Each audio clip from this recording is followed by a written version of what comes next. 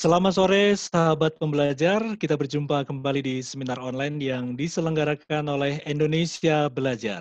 Indonesia Belajar adalah sebuah media untuk belajar yang berisi motivasi, inspirasi, dan pengetahuan dari para narasumber terbaik Indonesia. Hadir dalam aplikasi yang bisa di-download di Google Play Store dan Apple App Store. Baik, sahabat pembelajar, seminar online sore hari ini sambil menunggu berbuka puasa, sudah hadir di tengah-tengah kita. Seminar online hari ini menampilkan Bapak Profesor Dr. Insinyur Sugiarto, MSc, yang sudah hadir di tengah kita. Selamat sore, Pak Sugiarto. Pak Sugi, mungkin mic Bapak bisa di-unmute dulu, Pak. Mic Bapak di-unmute dulu. Mic-nya dibuka dulu, Pak. Maksudnya di-unmute. Ya, oke, Pak. Selamat sore, Pak Sugiarto. Selamat sore, Pak. Iya, gimana kabar? Kedengaran, Pak. Kedengaran, Pak. Jelas sekali, Pak. Oke, Pak Sugiarto, bagaimana kabaran Bapak sore hari ini? Kabar saya baik. Siap. Udah selalu sehat ya, pasti ya, olahraga terus ya. Oke, baik. Tema kita sore hari ini adalah 7 langkah kaki peningkat stamina. Nanti kita akan sama-sama belajar dari Pak Sugiarto tentang bagaimana sih 7 langkah ini untuk meningkatkan stamina kita ya. Nah, sebelum kita mulai Pak Sugi, saya ingin mengingatkan untuk para sahabat pembelajar, untuk Anda yang ingin bertanya, Anda bisa langsung tulis chat di room ini dan nanti saya akan bacakan di sesi tanya jawab, atau mungkin Anda bisa langsung nanti bertanya ke Pak Sugiarto, langsung buka mic Anda. Oke, baik Pak Sugiarto, sebelum kita mulai lagi dengan Bapak bisa menjelaskan 7 langkah kaki untuk meningkatkan stamina kita, ini saya lihat Profesor Dr. Insinyur Sugiarto, MSc. Pak Sugi ini akademisi ya. Pernah saya baca CV Bapak itu, Bapak udah melanglang buana ke berbagai universitas swasta gitu ya. Nah ini, kenapa ini Pak, dengan ilmu bela diri yang Bapak tekuni ini Pak? Mungkin bisa cerita dulu sedikit Pak.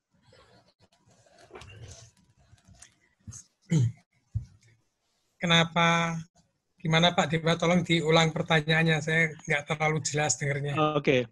Pak Sugi kan akademisi nih, lulusan IPB, statistika ya, ekonomi. Kemudian pernah di berbagai, bahkan Pak Sugi pernah juga di Satya Wacana ya, alma mater saya. Nah ini sampai mempelajari ilmu-ilmu bela diri timur ini bagaimana ceritanya Pak? Itu saya belajar bela diri itu dari usia 11 tahun Pak Dewa. Jadi bukannya sudah kuliah baru belajar, belajarnya sudah 11 tahun. Sudah sejak dari 11 tahun. Jadi sampai sekarang ini 45 tahun. Wow, luar biasa. Nah, memang sukanya dari dulu. Jadi 45 tahun tuh nggak berhenti untuk belajar ya. Saya lihat juga di situnya banyak ilmu-ilmu bela diri dari timur, dari pencak silat sampai dari Shaolin Queen ya. Iya. Bapak pelajari ya. Oke, dan ini adalah tema kita sore hari ini adalah rumusan jurus jitu ya. Dari sekian banyak ilmu bela diri ya. Oke, Pak Sugi, silakan Anda bisa menjelaskan bagaimana nih 7 langkah kaki peningkat stamina ini Pak Sugi. Ya, baik. Bapak Ibu sekalian, ya salam sejahtera dulu pertama kali. Ya. Ya, kiranya semuanya sehat selalu dalam lindungan Tuhan yang Maha Kuasa, yang Maha Penyayang. Kalau enggak, kita nggak bisa kumpul nih ya sekarang ya. Ya. Jadi ceritanya gini, saya jahit lah istilahnya, jahit. Ya, meramu 7 langkah ini supaya bagi yang mempraktekkan itu dapat manfaatnya terutama yang nomor 1 ya harusnya buat kesehatan. Ya, karena bagaimanapun juga kita sadar terlebih lagi pada kondisi yang sekarang ini kesehatan itu menjadi sangat-sangat dihargai. Nah, bagaimana 7 langkah ini bisa membantu kita untuk sehat ya. Sebetulnya nanti kalau Bapak Ibu sudah sempat mencoba ya, sempat praktek nih 7 langkah yang ada, yang nanti Bapak Ibu bisa lihat ya. Itu baru nanti bisa ngomong, oh ternyata memang dampaknya bisa dirasakan. Ya, jadi nanti di sini saya sudah mencoba untuk menyusun. Kalau Bapak Ibu yang juga sudah belajar bela diri, tentunya posisi-posisi yang ada pada 7 langkah ini nggak asing. Ya, tapi bagaimana dari yang awal, langkah awal, posisi awal, kemudian pindah ke posisi kedua, pindah ke posisi ketiga, sampai akhirnya ke-7, dan dari yang ke-7 itu menjadi awal bagi gerakannya yang pertama. Jadi nanti kalau Bapak Ibu lihat di tayangan videonya, dan juga di detail foto gerakan tiap posisinya, Bapak Ibu bisa lihat bahwa sebetulnya kalau kita melakukan 7 langkah ini, 7 langkah ini itu di setting tidak ada endingnya. Jadi kalau dibilang 7 langkah, sebetulnya bisa 7 kali 7 kali 7 kali 7 kali 7 kali sampai 70 kali sampai 700 kali ya bisa saja. Ya, jadi tidak ada endingnya. Endingnya kapan? Endingnya kalau Bapak Ibu sudah merasa cukup capek ya berhenti dulu. Nah, kita harapannya kalau Bapak Ibu nanti sempat mencoba, mungkin pertama kali latihan itu ya bisa kanan kiri itu 10 kali. Nanti berangsur minggu depan ditingkatkan. Ya, mau ditingkatkan 1 kali, 2 kali, atau 5 kali, atau sampai 10 kali, mestinya itu tergantung kepada endurance dari tiap orang. Nah, pertama kali mungkin yang namanya nyoba, itu biasanya juga tidak nyaman. Tapi yakin ya, kalau memang ini nanti dipraktekkan, manfaatnya itu bisa dirasakan bagi praktisinya. Jadi ini memang saya susun supaya perpindahan dari satu posisi ke posisi berikutnya itu nyaman. Lalu dia, kalau Bapak Ibu nanti lihat dari tayangan videonya, naik, turun, putar badan, pemindahan dari satu posisi ke posisi yang lainnya, berangsur, mengalir, sehingga tidak ada kayaknya yang putus-putus begitu. Nah, kenapa saya ramu begini? Karena memang pemikirannya, kalau kita yang kerja ya, teman-teman ini kerja, waktu juga mungkin susah. Jadi bagaimana menciptakan atau memformulasikan sesuatu yang praktis, ya, sistematis, tapi mungkin nggak terlalu menyita banyak waktu, tapi efeknya itu bisa langsung dirasakan oleh yang mempraktekannya. Nah, nanti mungkin Pak Dewa bisa tayangkan dulu aja ya. Jadi kita nanti bisa diskusi dengan para teman-teman yang hadir di sini, ya, untuk mengulas setiap posisinya itu beratnya di mana, lalu manfaatnya apa. Mari Pak, silakan. Ini sudah diputar Pak.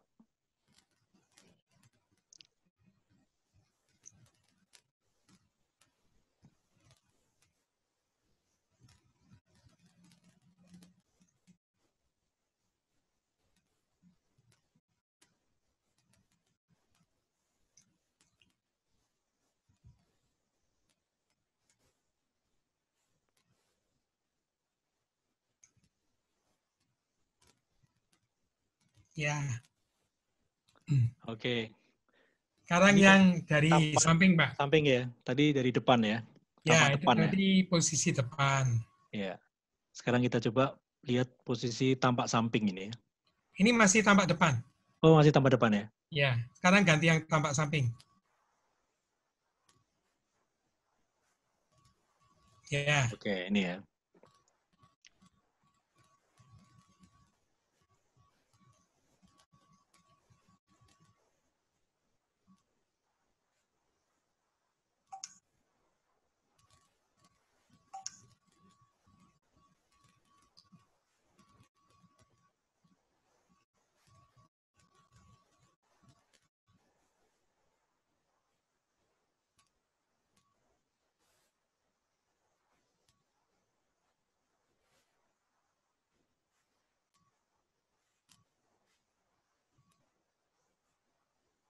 Ya. Nah, itu Ya. tadi Bapak Ibu mungkin yang melihat tayangan ini bisa menyaksikan ya. Dari awal, dari yang pertama kali, ya posisi yang pertama kali, mungkin bisa ditayangkan fotonya aja. Oke, anu ya, apa PowerPoint-nya, presentation ya. Mungkin Ya, bisa ditampilkan sebentar. ya, tampilkan Ya, PPT-nya. ya. Oke, di slideshow. Ya, ini Pak. Bapak udah terlihat ya? Ya, dah. Oke, silakan Pak. Ya, oke, next Pak. Nah, ini kan kita bisa lihat ya dari posisi pertama. Ya, sampai ke posisi yang ketujuh. Nah, setelah itu dia terus lanjut ya dari posisi kanan ke posisi kiri, lalu dari kiri nanti selesai nyambung ke kanan lagi. Mungkin coba digeser dulu Pak ke yang sebelumnya, yang pertama. Iya, mungkin bisa dibantu, Jess.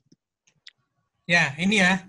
Coba kalau Bapak Ibu lihat di bagian awal ini, yang pertama kan kita majukan kaki kanan ke depan, itu namanya posisi busur ya. Jadi kalau orang yang berlatih seni bela diri biasanya tahu di situ penempatan berat badannya di kaki depan lebih dominan.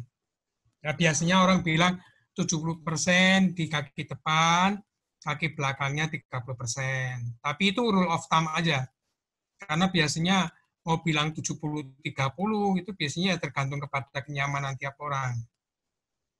Nah, di situ sebetulnya center kita itu kan bagaimana menyeimbangkan antara 70% di depan dengan 30% di belakang. Lalu kita shifting, kita pindahkan berat badannya bertumpu di kaki belakang. Nah, pada waktu kita pindahkan berat badan di kaki belakang itu, di kaki bagian depan itu sekarang ditarik dalam posisi jinjit. Nah, di situ sebetulnya, kalaupun kaki depan itu diangkat, itu sebetulnya nggak masalah. Karena penempatan bobotnya itu betul-betul sepenuhnya di kaki belakang. Nah, pada posisi ketiga, itu juga demikian. Tapi kalau Bapak Ibu lihat ya, mungkin Bapak Ibu yang sudah pernah juga berlatih senam, ya, senam gerakan kaki dari Pak Andi Wongso ya. Itu juga yang dimainkan itu di lutut terutama. Jadi otot lutut ya, otot-otot yang ada di lutut, depan, belakang. Nah, di posisi kedua dan ketiga itu juga begitu. Di persendian lutut itu, dia dimainkan posisinya ya. Jadi depan, belakang, belakang. Nah, walaupun ini gerakan itu dirancang dari posisi pertama sampai posisi 7, sebetulnya kalau teman-teman yang melatih ini mau mengulang di antara gerakan itu bisa jadi dari gerakan 1, gerakan 2, gerakan 3, ulang ke gerak 2, ulang gerak 3, ulang gerak 2, ulang gerak 3, itu juga oke aja, karena di sini tidak ada rumusan bahwa harus maju dari depan sampai belakang, sampai selesai, baru maju lagi, dilanjutkan ke yang berikutnya, sampai selesai lagi, nggak ada begitu. Jadi kalaupun misalnya kita merasa kita perlu ngulang-ulang gerakan kedua, gerakan ketiga, gerakan keempat, itu nyamannya dan keperluan dari yang mempraktekannya saja. Nah, dari posisi kedua sama posisi ketiga itu, sebetulnya berat badannya sepenuhnya juga masih bertumpu di kaki belakang. Ya.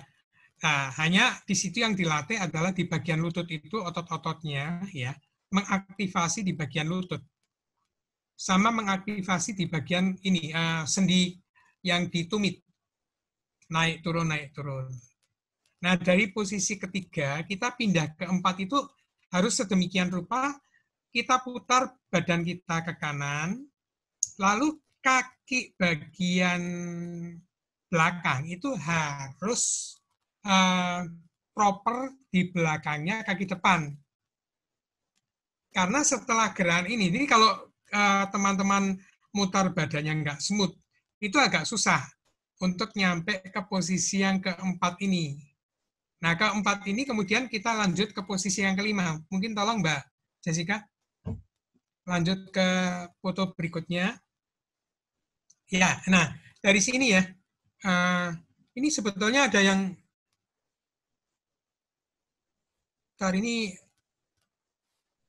ini fotonya agak kebalik nih.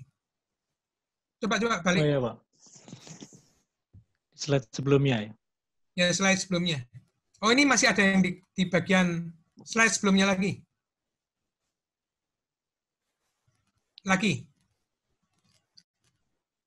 Nah, ini bagian kanan masih ada satu kan? Nggak kelihatan.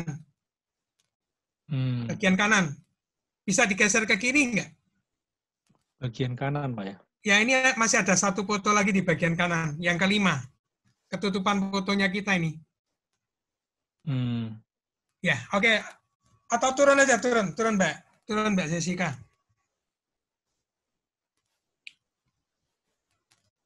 Terus turun. Turun aja ke slide yang detailnya. Turun. Nah, oke, terus. Oke, 4. Ini kan 4 ya. Oke, 5 berikutnya. Next, Jess. Nah, dari posisi 4 itu ke posisi 5, posisi 4A. Mas, Mbak Jessica maju dikit ya. Dari posisi 4A ini turun ke posisi 4B ya. Ini masih satu posisi. Jadi bagaimana proses dari 4A ke 4B ini sebetulnya kalau penempatan posisi kaki di depan dan kaki di belakangnya itu tidak proper, untuk naik turunnya itu susah. Ya. Nah, kalau teman-teman bisa praktek yang begini, itu sebetulnya fleksibilitas tubuhnya itu akan meningkat. Karena dia naik turun itu nyaman. Nah, ini kalau yang mempraktekkan nanti baru bisa merasakan, oh ternyata memang dampaknya itu luar biasa untuk meningkatkan stamina. Karena di sini orang bergerak dari atas turun ke bawah, dari bawah putar badan, dari putar badan lalu dia naik lagi. Oke, naik next. Nah, posisi 5 berarti. Nah, dari situ kemudian kaki kiri kita pindah ke kiri, posisinya menunggang kuda. Nah, next-nya berikutnya kita angkat kaki kiri. Ya, ini kuda-kuda tegak tunggal, jadi nanti topangannya itu harus bagus supaya kita itu posisinya nggak goyang-goyang. Jadi harus stabil, firm. Nah, setelah itu baru kita turun. Turun lagi. Nah, ya. Nah, pada waktu kita turun ini usahakan kalau bisa serendah mungkin. Ya, tahan. Lalu setelah itu kita maju lagi, kita pindah ke posisi awal lagi. Nah, jadi kalau Bapak Ibu lihat ya, ini posisi ini adalah posisi awalan kita, tapi tadi kita mulai dengan kaki kanan. Sekarang kita udah nyampe kaki kiri. Nah, dari kaki kiri ini berarti penutup ini adalah pembuka dari gerakan di posisi kiri. Nah, kita lanjut lagi sekarang. Ya, masih ini posisi yang 7 langkahnya, tapi sekarang kita di sisi kiri. Ya, sisi keduanya kita tarik kaki kiri ke depan, jinjit lagi. Itu berat badannya semua bertumpu di kaki kanan, belakang. Lanjut lagi. Ya, ini juga masih bertumpu di kaki belakang. Jadi kalau kaki depannya itu diangkat, ya, diangkat oleh orang yang ngisengin atau sengaja diangkat oleh kita sendiri, jangan sampai itu tertarik jatuh.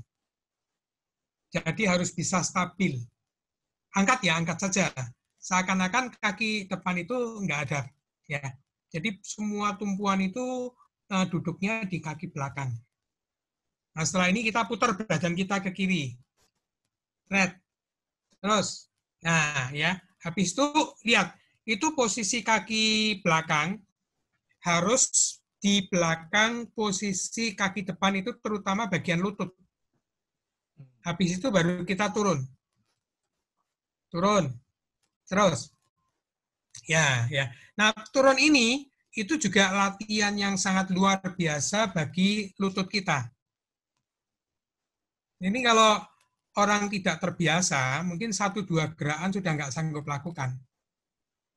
Tapi kalau kita sanggup lakukan ini, mungkin nanti Bapak Ibu baru bisa merasakan kalau sudah nyoba.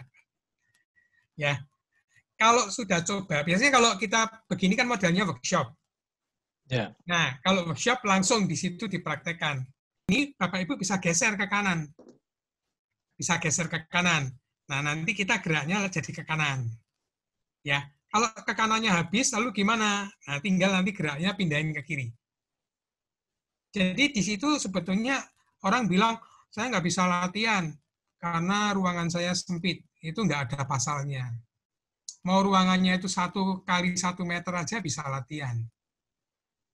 Ya sebetulnya tergantung niatnya dan tergantung bagaimana kita menyiasatinya dengan menempatkan posisi kaki sama badan kita. Gitu ya, Pak Dewa ya? Oke, Pak. Oke. Jadi memang ini harus dicoba, Pak ya. Tapi nggak mungkin juga nih kalau kita nyoba sama-sama. Oke, Pak Sugiarto, dari apa namanya, dari 7 langkah ini, kan Bapak tadi istilahnya jahit sendiri, Pak ya. Apakah dari masing-masing posisi gerakan atau langkah ini ada spesialisasi manfaat misalnya, Pak? Saya nih tumpuan ke kiri, kaki kanan di depan, tumpuan berat badan kan di kaki kiri, Pak ya, bagian belakang, Pak ya. Tadi yang Iya, pertama. Itu sebetulnya Pak, ada kita manfaatnya di nggak, Pak? samping untuk kesehatan bagus sekali ya. Ya. Tapi sebetulnya kalau teman-teman itu juga suka berlatih bela diri, itu sebetulnya tahu sekali manfaat dari setiap posisi ini. Ya, misalnya posisi yang pertama ini mungkin saya nggak ngajari orang untuk berkelahi. Iya, Pak. Tapi dari posisi yang pertama ini sebetulnya kalau kita mau dorong, kalau kita mau kerahkan energi ke depan, nah ini posisinya yang posisi pertama. Ini posisi kaki ya. Yang pertama ini bisa untuk melepas energi ke depan, bisa juga untuk nekan, bisa juga untuk mendorong. Nah, perpindahan sampai ke posisi yang kedua, mungkin coba dilihat posisi yang kedua, kembali lagi ke posisi awal.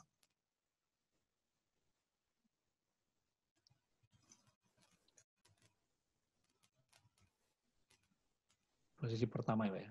Posisi. Ya, nah dari sini ya, posisi 1 ke posisi 2. Itu sebetulnya posisi 2 itu adalah posisi kalau orang dorong kita, ya. Orang mau pukul kita gitu ya. Kita tinggal mindahin berat badan ke belakang, beda 1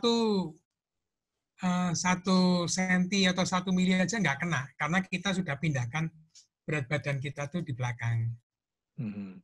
Nah, kalau dorongannya tetap dilanjutkan sama pasangan atau lawan kita misalnya ya, itu perpindahan dari posisi yang ketiga, langsung kita lepas energinya biar nggak kena, kita geser badan kita masuk ke posisi yang keempat. Oke, dari sini didorong, badannya putar ke kanan. Ya, lanjut. Nah, itu kan energi yang harusnya diarahkan ke badan kita itu digeser. Ya. Nah, baru energi yang lurus itu kemudian kita arahkan ke bawah. Biasanya kalau ada pengalihan energi begitu ya, energi yang besar itu akan diperlemah. Itu. Nah, baru kita pindah. Ya, pindah itu sebetulnya pada kondisi di mana pasangan kita atau yang dorong kita itu sudah kondisinya itu energinya keambil, kalau kita pindahkan kaki kita, ya lalu dorong sedikit, mestinya dia sudah jatuh. Tapi ini sebetulnya hanya aplikasi di penggunaan dari bela dirinya. Tapi kita tuh sebetulnya saya nggak mau ngomong ke sana kali ini. Kita ngomongnya bagaimana kita menggunakan langkah-langkah ini untuk bisa meningkatkan endurance kita. Karena endurance ini betul-betul di masa-masa sekarang ini harus dijaga ya. Kondisi orang PSBB, kondisi orang work from home, di mana akhirnya kita mau gerak yang massal gitu nggak leluasa ya. Kita tetap bagaimana berupaya menjaga supaya kita sendiri tetap sehat. Iya. Ini gitu, kalau oke, Pak. Ini kalau rutin bisa meningkatkan stamina gitu, Pak ya. Nah, itu Pak Dewa harus coba dulu itu. Harus coba dulu ya. Mesti keringetan. Dan ini nggak ada rumus-rumusnya ya. Mau 1, 2, balik 1 lagi, 2 lagi, 1 lagi, 2, terus 1, 2, 3. Itu nggak ada masalah, Pak ya, sesuai dengan kenyamanan kita ya. Ya, sebetulnya pun kalau kita nggak bolak-balik gitu, Pak, kalau satu set itu diselesaikan ya, kanan, lalu pindah kiri, itu kan satu set ya. Satu set itu posisi kanan dilanjut posisi kiri itu satu set. Kalau Pak Dewa bisa latih 5 set aja, 1 hari ya, itu nanti Pak Dewa betul-betul akan merasakan, nggak usah lama-lama Pak. 1 minggu aja Bapak sudah akan mengalami peningkatan stamina yang luar biasa. Luar biasa ya. Oke Pak. Langsung nanti saya coba Pak setelah talk show ini Pak. Ya, tapi kalau mau nyoba Pak mungkin nggak usah sampai 5 kali dulu. Iya, kita bisa coba gerakannya ya. Iya. Set kanan, set kiri, habis itu kanan kiri, habis itu kanan kiri, sudah berhenti dulu. Karena kalau enggak besoknya berasa rasanya itu kayak kita nggak pernah olahraga, langsung olahraga itu rasanya nanti akan pegel-pegel ya. Kaki terutama. Iya, oke. Ya. Baik Pak Sugi. Sambil menunggu sahabat pembelajar untuk bisa bertanya, kalau ada pertanyaan silakan. Ini sudah ada Pak Dwi nih yang bertanya ini Pak. Masih penasaran juga nih Pak Dwi ini. Prof. Sugi, apakah dalam tiap gerakan itu ada aturan pernafasan yang harus diikuti? Kapan tarik nafas dan kapan menghembuskan nafas, Pak? Iya, sebetulnya kalau mau dipadu dengan pernapasan itu lebih bagus. Hanya kadang-kadang orang itu nggak bisa fokus karena dia itu mencoba untuk fokus ke napas, lalu menyelaraskan dengan gerakan, itu jadi sebetulnya nanti bisa menjadikan geraknya itu nggak smooth, ya nggak mulus. Yeah. Jadi kalau mau gerak saja nggak apa-apa. Nanti napas itu juga akan menyesuaikan dengan sendirinya. Sebetulnya kalau mau napas juga bisa. Kalau kita maju ke depan gitu ya hembuskan napas. Pada waktu kita itu nanti tarik kaki seperti yang di posisi 2 atau 3, itu tarik napas. Kemudian waktu kita turun lagi itu waktu itu dihembuskan napas dan sebagainya. Itu kalau memang mau disinkronkan dengan pernapasan bisa. Ya. Bahkan kalau penapasannya itu mau lebih detik lagi, bagaimana menyalurkan napas itu ke jalur-jalur meridian juga bisa. Tapi kalau di awal ini mungkin bagaimana pemikirannya supaya yang penting itu bergerak dengan mulus dulu, bergerak dengan smooth dulu, ya tidak terkendala, geraknya tidak patah-patah, geraknya nyaman, mengalir, ya itu sudah cukup. Ya, nah nanti kalau teman-teman nyoba ini, itu dicoba dulu ya, dirasakan. Coba latihan 1 minggu. Ya, yang tahan 5 kali, 5 set, bagus.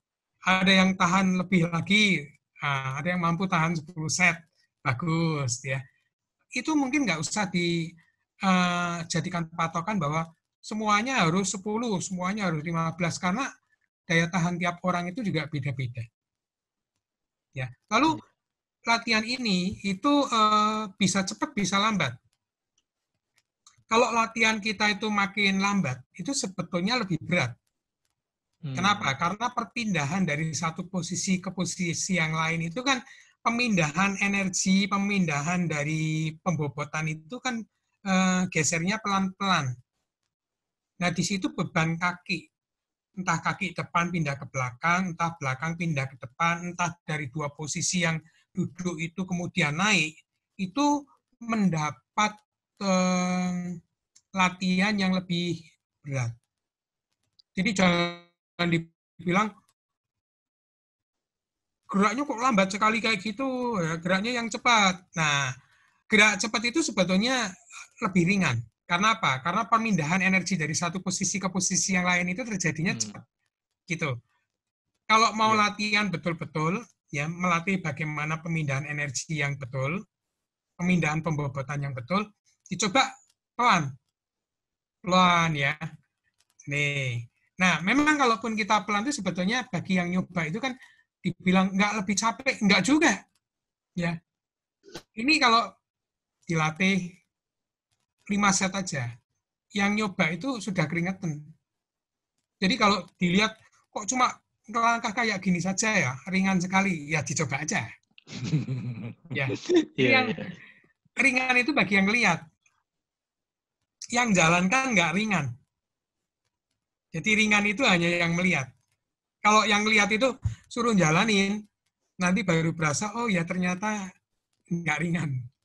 Nah, nanti kalau yang sudah mencoba ini, ya rutin, setiap hari, ya mau pagi, mau siang, mau sore, nggak ada waktu yang harus. Khusus gitu ya. Bagaimana waktu luang kita saja. Tapi setiap waktu luang mau dicoba 5 set, boleh. Mau dicoba 10 set, silakan. Ya, tapi setiap hari dicoba secara rutin supaya jangan ada jeda, ada hari yang lubang, besoknya latihan, besoknya lagi enggak, bolong-bolong kayak gitu ya. Biasanya manfaatnya itu akan lebih berasa kalau setiap hari itu kita secara rutin berlatih. Ya. Oke, baik Pak Sugi. Semoga Pak Dwi terjawab ya. Jadi ketika memaksimalkan dengan tarik nafas dan hembus nafas itu akan lebih maksimal ya. Ketika mendorong, hembus, tarik nafas gitu ya Pak ya. Oke Pak, tadi Pak Sugi sampaikan bahwa ada gerak lambat, cepat gitu ya. Tadi video yang Bapak praktekkan itu termasuk cepat atau lambat Pak? Itu temponya tempo sedang aja. Oh, tempo sedang Pak ya? Iya. Tempo sedang aja, nggak cepat juga nggak lambat. Kalau Kalau biasanya, misalnya seperti orang yang main tai chi itu ya, main tai chi lambat itu bisa sangat lambat, bisa sangat cepat. Ini juga Bapak Ibu bisa latih bisa sangat lambat, bisa sangat cepat, bisa tempo sedang. Nah, sebetulnya kalau kita mau modelnya nyaman ya, yang lebih cepat itu lebih nyaman. Kalau yang modelnya sudah lebih lambat, itu berarti betul-betul nanti latihan di kaki kita, di paha, di pinggang, di pinggul, sampai ke posisi betis dan di telapak kaki, itu lebih berasa. Jadi rekomendasi Pak Sugi untuk pemula nih, misalnya seperti saya, ini lebih baik menghafalkan gerakan, kemudian agak dicepatkan itu lebih ringan, Pak ya? Ya, kalau mau nyoba di awal mungkin lebih agak cepat sedikit, itu lebih ringan, Pak. Lebih ringan ya? Ya. Tapi kalau Bapak kecepatannya itu menjadi lebih cepat, itu napasnya nanti akan cepat terengah-engah. Jadi seperti kalau mau kontrol napas supaya kita juga fisik dapat, stamina dapat, napasnya dapat, ya jangan terlalu cepat. Yang sedang tadi seperti video Pak Sugi ya? Ya, sedang aja lah. Sedang aja. Nggak berat, nggak ringan juga sih ya, sedang-sedang saja. Oke. Ya. Nggak berat, nggak ringan itu relatif. Karena kalau kayak saya kan ya tiap hari latih, jadinya yang rasanya nggak berat. Nggak berat ya. Tapi kalau saya biasanya ngelatih orang, ajarkan ini kepada teman-teman, biasanya mereka itu 1-2 gerakan aja itu sudah merasa berat pada awalnya. Nanti dengan seiring waktu mereka sering melatih, itu endurance-nya naik. Sebetulnya itu tidak terasa endurance-nya naik. Sehingga merasa sudah terbiasa. Itu bukan masalah terbiasa.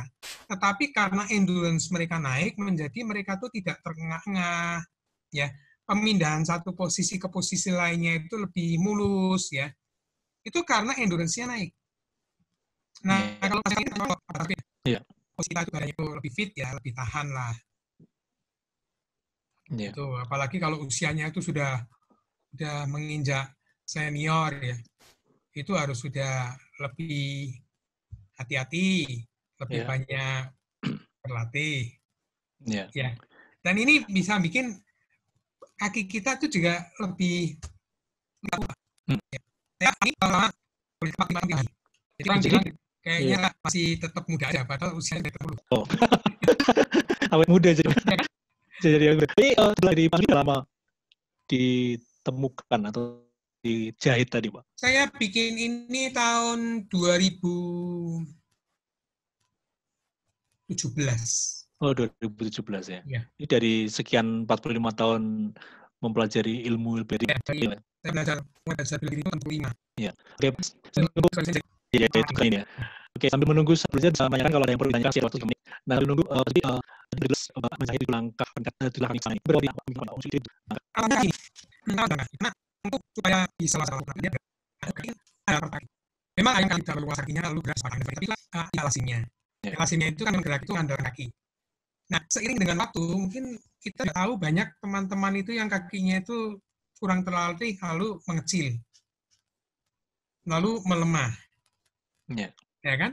Nah, kalau sudah mencapai posisi itu banyak orang yang aduh kenapa ya? Bagaikan orang itu gini. Orang kalau mau pergi-pergi, mau tamasya, mau refreshing, ya nanti aja.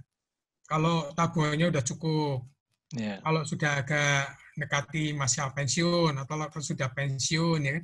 Nah biasanya pada kondisi-kondisi yang begitu itu kondisi tubuh itu sudah nggak bisa mendukung, karena biasanya udah lemah, sehingga justru tidak bisa menikmati. Nah, supaya kita itu sampai pun kondisi begitu tetap menikmati, kuncinya adalah bagaimana kita bisa melatih bagian kaki kita, bagian bawah kita, sampai ke pinggang dan pinggul kita. Karena ini sebetulnya sinkronisasi antara gerak kaki dengan gerak pinggang dan gerak pinggul. Jadi kalau kita lihat begini tadi, itu bukan berarti yang gerak itu hanya kaki, tapi bagaimana koordinasi antara kaki dengan pinggang, dengan pinggul, dengan badan kita, ya, supaya terjadi gerak yang harmonis. Ya.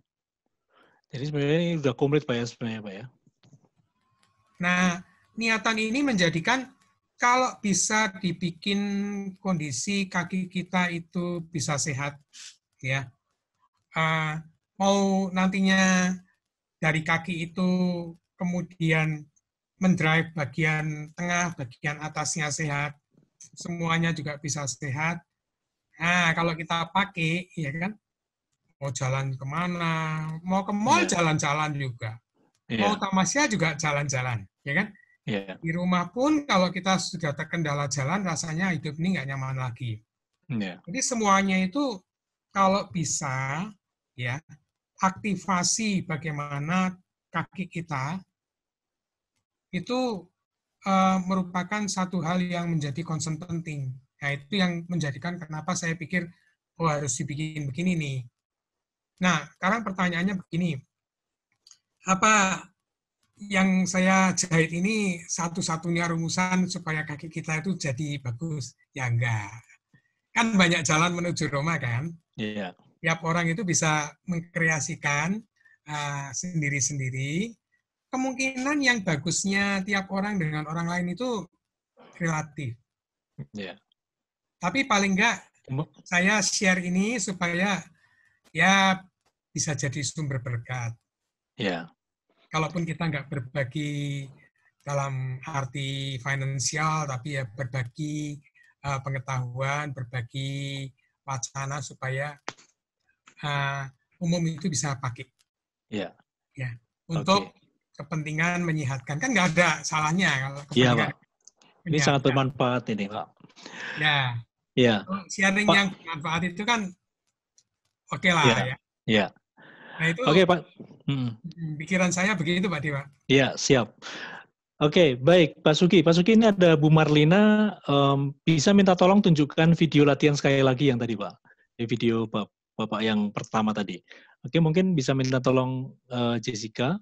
Ini apakah bisa di-share, Pak, untuk ke peserta sore hari ini, Pak? video dan PowerPoint-nya, Pak? Itu Pak Dwi itu. Oh ya, nanti bisa di-share ya? Ya, itu nanti biar... Oke, Pak.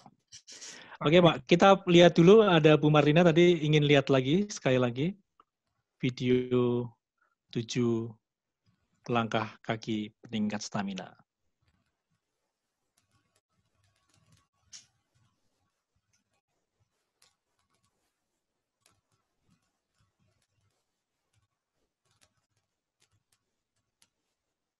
Ya, itu terpaksa saya harus mundur karena habis toh.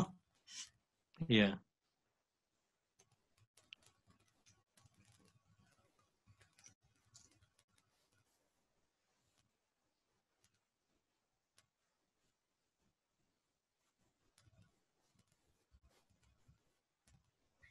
Sebetulnya kalau bukan urusannya untuk pembelajaran ini, Pak Dewa, itu tadi saya nggak harus mundur. Saya bisa gerak ke kanan, ke kiri, itu pakai gerak. Lanjut ya. Namanya langkahnya langkah kaki pakwa. Langkah kaki? Langkah kaki pakwa. Pakwa itu 8 itu. Oke. Dia bisa geser sedikit, tapi karena ini memang untuk kepentingan supaya audiens itu nyaman, ya saya nggak. Kalau saya gitu nanti mereka bingung kan? Iya. Makanya saya mulai dari belakang saja. Iya.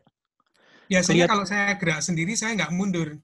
Iya. Jadi dari situ bisa saya langsung lanjut ke kiri, langsung lanjut ke kanan gitu. Oke, Pak. Kelihatannya mudah ya, tapi harus dicoba ini untuk sahabat pembelajar ya. Bu Marlina sudah lihat? Bu Marlina tadi gimana? Coba. Iya, sudah lihat sih, sudah lihat lagi dan sampaikan terima kasih di chat. Ya, semoga bisa membantu untuk bisa melatih 7 langkah kaki peningkat stamina. Pak Sugiyarto, ini waktu kita pengennya ngobrol banyak lagi tentang 7 langkah kaki peningkat stamina, tapi waktu kita sudah habis, Pak Sugiyarto. Nanti kita lanjutkan minggu depan. Terima kasih sharingnya untuk langkah-langkah yang bisa menyehatkan atau meningkatkan stamina kita ya. Terima kasih Pak Sugi. Selamat sore Bapak Ibu sekalian. Terima kasih. Ya, siap. Ya selalu ya. Amin. Terima kasih untuk sahabat pembelajar semuanya juga. Terima kasih Anda sudah bergabung di seminar online sore hari ini bersama Profesor Dr. Insinyur Sugiyarto MSc yang share tentang 7 langkah kaki peningkat stamina. Terima kasih Pak Sugi sekali lagi. Terima kasih sahabat pembelajar. Sampai ketemu minggu depan.